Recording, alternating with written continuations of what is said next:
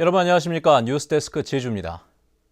우리 민족 최대의 명절인 추석이 이제 일주일 남짓 앞으로 다가왔는데요. 모두들 추석 준비에 분주해진 가운데 유통업계는 명절 특수를 누리고 있습니다. 김찬영 기자의 보도입니다. 처음 입어보는 한복과 낯설기만 한 차례상. 몇 번을 연습했지만 큰절 올리기는 쉽지 않습니다. 수를 따르고 절을 올리며 우리의 전통 제례 문화를 하나둘 배워갑니다. 차례상에 올리는 대표적인 추석 음식인 송편. 생각처럼 쉽게 빚어지진 않지만 드리는 정성만큼 모양새도 나아지고 뿌듯함마저 느낄 수 있습니다. I really enjoy it. I feel like I'm not doing very well, so I'm trying my hardest to make it perfect. Is it difficult to you? It is difficult, yeah, a little bit. 대형 매장에도 추석을 준비하려는 사람들이 몰려들었습니다. 일찌감치 제수용품을 준비하거나 주변에 나눠줄 명절 선물을 사려는 사람들로 북적였습니다. 거래하는 그런 각 업체들이 많다 보니까 좀 빨리 이렇게 이 선물들을 나눠주고 그렇게 해서 이제 추석을 보낼까 했어요. 매장 측은 예년보다 이른 추석에도 선물 판매량이 크게 늘었다며 명절 대목이 반갑다는 표정입니다. 전년보다 오히려 20% 정도 신장세를 보이고 있습니다. 그중에 또 2만 원에서 3만 원 정도의 중저가 조미료 통조림 세트들이요. 실속 있는 세트들이 고객님들이 많이 찾고 계십니다. 유통업계는 이번 추석을 계기로 장기간 침체됐던 소비 심리가 되살아나지 않을까 기대하고 있습니다. MBC 뉴스 김찬현입니다. 최근 5년 사이 제주도 내 중국인 소유 토지 면적이 300배 가까이 증가한 것으로 나타났습니다. 국회 국토교통위원회 김희국 의원에게 제주도가 제출한 국정감사 자료에 따르면 중국인 소유 토지 면적은 지난 2009년 2만 제곱미터에서 지난 6월 말에는 592만 제곱미터로 296배 늘었습니다. 같은 기간 전체 외국인 소유 토지 면적 역시 2배 가까이 늘었고 외국인 소유 토지 가운데 중국인이 차지하는 비율도 1%에서 43%로 급증했습니다. 중산간 난개발을 막기 위한 관리보전지역이 재정비됩니다. 제주도는 오는 10월 관리보전지역 재정비 용역을 발주해 최근 난개발 논란이 일고 있는 살록도로 일대 등 중산간 지역의 보전 등급을 재조정할 계획입니다. 관리보전지역은 지하수와 생태계, 경관보전지구로 분류해 개발 행위를 규제하며 제주도 전체 면적의 68%를 차지하고 있습니다.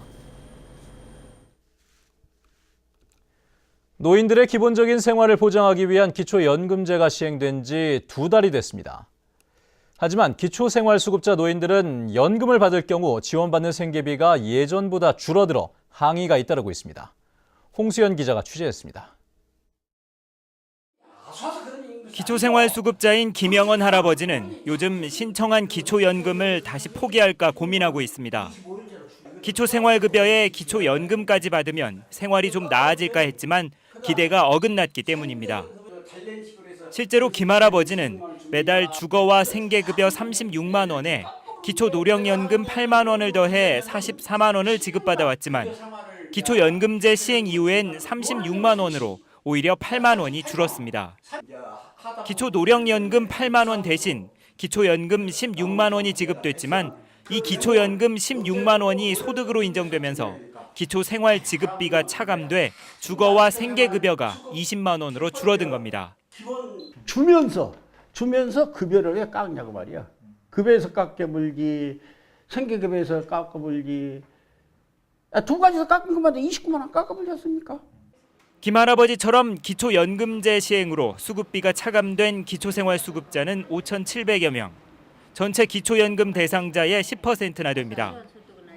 읍면 동사무소와 시청엔 지급된 돈이 줄어든 것을 확인하고 항의하는 노인들이 줄을 잇고 있습니다. 이제 는 것만큼 생계비 적용 저희 소득 인정액이라는 게 늘어서 이게 생계비에 적용이 되거든요. 그만큼 이제 덜 나가게 되는 구조예요, 지금. 안정된 노후를 위한 기초연금제가 기초생활수급자 노인들에게는 오히려 급여가 줄어드는 불만연금으로 전락하고 있습니다. MBC 뉴스 홍수연입니다.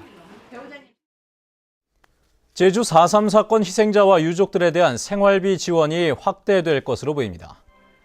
제주도의회 박원철 손유원 의원은 후유 장애인과 수영인 등 희생자 지원금을 매달 8만 원에서 30만 원으로 80세 이상 유족의 생활 보조비는 매월 3만 원에서 5만 원으로 인상하는 조례안을 발의했습니다.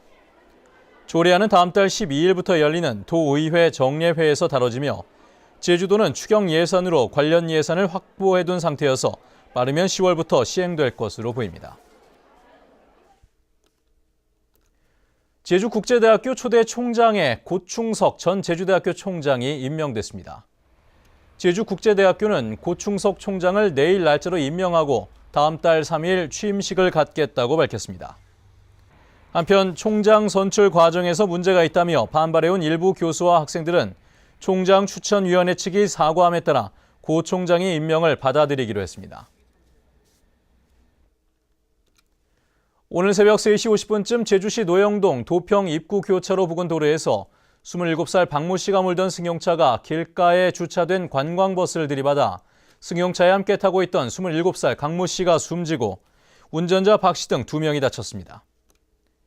경찰 조사 결과 박 씨는 면허 정지 수준인 혈중 알코올 농도 0.059%인 상태로 음주운전을 했던 것으로 드러났습니다.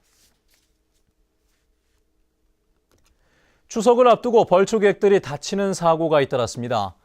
오늘 오전 10시 반쯤 제주시 조천읍 신흥리에서 63살 김모 씨가 벌초를 하다 돌담이 무너져 손목을 크게 다쳤습니다. 오전 8시 40분쯤에는 제주시 애월읍 유수암리에서 벌초를 하던 45살 이모 씨가 예초기 날에 다리를 다치는 등 오늘 하루 동안 벌초객 5명이 다쳤습니다. 제주 지역은 임시와 일용직 근로자 비율이 높아 고용 불안이 심한 것으로 나타났습니다. 호남지방통계청에 따르면 지난해 제주 지역 근로자 가운데 일용직 근로자가 17.4%로 전국 평균인 8.7%보다 2배 이상 높았습니다. 또 임시직 근로자 비중도 30%로 전국 평균보다 3%포인트 높았지만 상용 근로자는 53%로 10%포인트가량 낮았습니다.